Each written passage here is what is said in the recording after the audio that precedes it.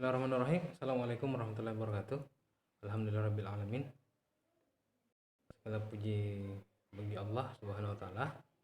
Hari ini kita diberikan kesehatan untuk menerima materi pelajaran masih dalam pembelajaran dalam jaringan. Kali ini kita akan belajar mapel IPS. Hari ini kita akan membahas pengaruh perubahan dan interaksi keuangan terhadap kehidupan di negara-negara ASEAN. Saya garis bawahi materi hari ini ada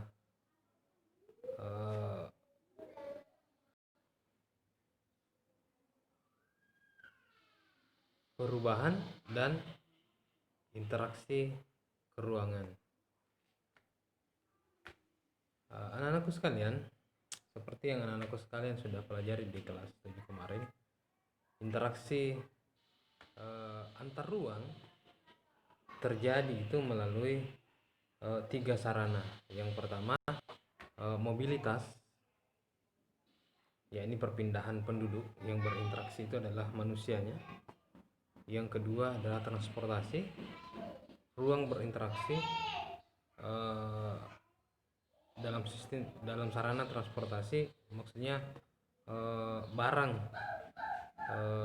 dari satu tempat dikirim melalui sarana transportasi ke tempat yang lain atau ke ruang yang lain. Yang ketiga adalah interaksi keruangan melalui sarana informasi dan komunikasi. Oke.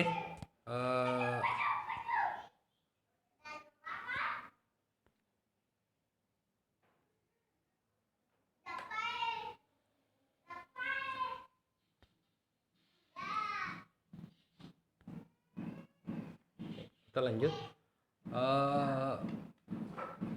Perubahan dan interaksi antar ruang yang kita akan bahas, paling tidak ada 4 pengaruh perubahan dan interaksi keruangan yang mempengaruhi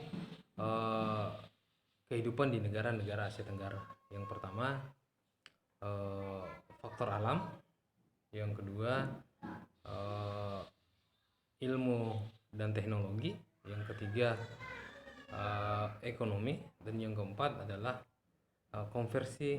perubahan konversi lahan pemukiman ke industri atau lahan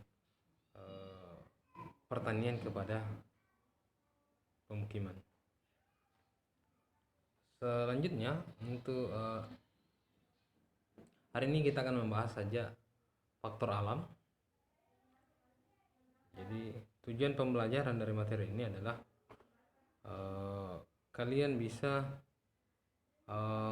mengidentifikasi perubahan dan interaksi keruangan yang mempengaruhi kehidupan di negara ASEAN dari faktor alam. Faktor alam yang mempengaruhi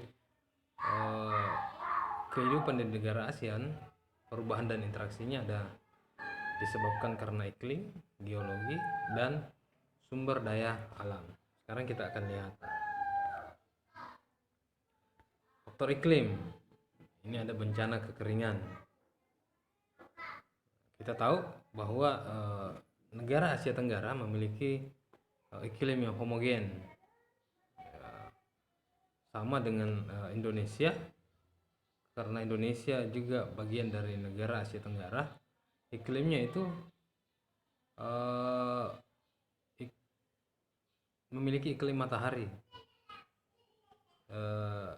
Secara pembagian iklim matahari, negara Asia Tenggara itu hampir semua negara adalah beriklim tropis. Angin yang bertiup di negara Asia Tenggara itu dikenal angin musim, 2 angin musim, barat dan musim timur. Jadi bencana kekeringan di negara Asia Tenggara biasanya terjadi saat angin musim timur atau angin muson timur.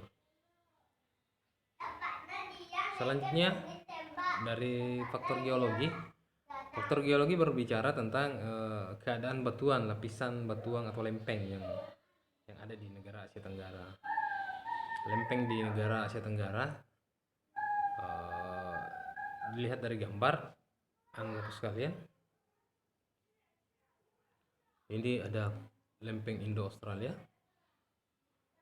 ini lempeng Eurasia, dan ini lempeng Pasifik. Ini berpengaruh terhadap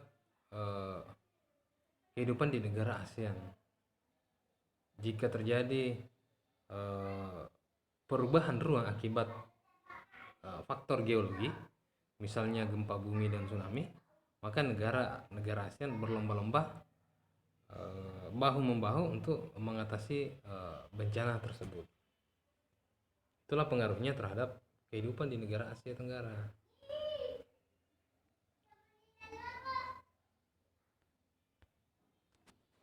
Selanjutnya faktor sumber daya alam. Ini masih faktor alam. Negara Asia Tenggara itu kaya akan bahan tambang dan mineral, minyak bumi dan sebagainya. Perubahan akibat interaksi keruangan itu akan berpengaruh terhadap kehidupan di negara Asia Tenggara dari 3 faktor tadi: iklim, klimatologi, geologi, dan sumber daya alam. Kita lihat satu persatu. Faktor iklim. Negara ASEAN terkadang mengalami perubahan iklim yang tidak terprediksi sebagai akibat adanya perubahan pola penggunaan lahan dan perilaku yang menimbulkan pemanasan global. Perubahan iklim ini memicu terjadinya bencana alam klimatik atau bencana alam yang disebabkan kerusakan faktor-faktor iklim. Nah, dalam upaya menanggulangi bencana di kawasan Asia Tenggara akibat faktor klimatik, ASEAN melakukan kerjasama ini contohnya ketika terjadi kebakaran hutan yang hebat di Sumatera tahun 2015, Malaysia dan Singapura atas nama ASEAN memberikan bantuan pinjaman pesawat pemadam kebakaran. Indonesia dan beberapa negara ASEAN lain membantu Filipina yang mengalami bencana badai Haiyan tahun 2014. Nah, saya kira itu contoh-contoh dari faktor iklim. Yang kedua, geologi. Setidaknya di 10 negara ASEAN itu setidaknya ada 11 dengan 10 negara plus Timur Leste jadi 11. Jadi setidaknya ada 4 negara, yaitu Malaysia, Indonesia, Thailand, Myanmar yang pernah mengalami kejadian gempa bumi yang dahsyat yang merenggut korban jiwa. Salah satu contoh yang sangat besar kemarin tahun 2006 adalah tsunami. Nah, sama dengan bencana klimatik tadi itu, ASEAN berlomba-lomba berkoordinasi memberikan bantuan bencana terhadap negara anggotanya yang mengalami bencana akibat faktor geologis. Dan yang terakhir, sumber daya alam. Tidak semua sumber daya yang diperlukan suatu negara tersedia di negara tersebut. Oleh karena itu, untuk memenuhi kebutuhan sumber daya di negaranya, maka tentu di negara-negara ASEAN ini melakukan kerjasama untuk mengimpor sumber daya yang ada di negara-negara anggota ASEAN, tentu ya dalam perjanjian ekspor impor atau jual beli. Saya kira itu untuk hari ini. Anakku sekalian, silahkan ditunggu tugas yang saya upload. Saya akan upload sebentar lagi. Next, materi kita adalah perkembangan ilmu dan teknologi terhadap perubahan ruang. Saya kira itu saja. Terima kasih atas waktunya. Saya akhiri. Assalamualaikum warahmatullahi wabarakatuh.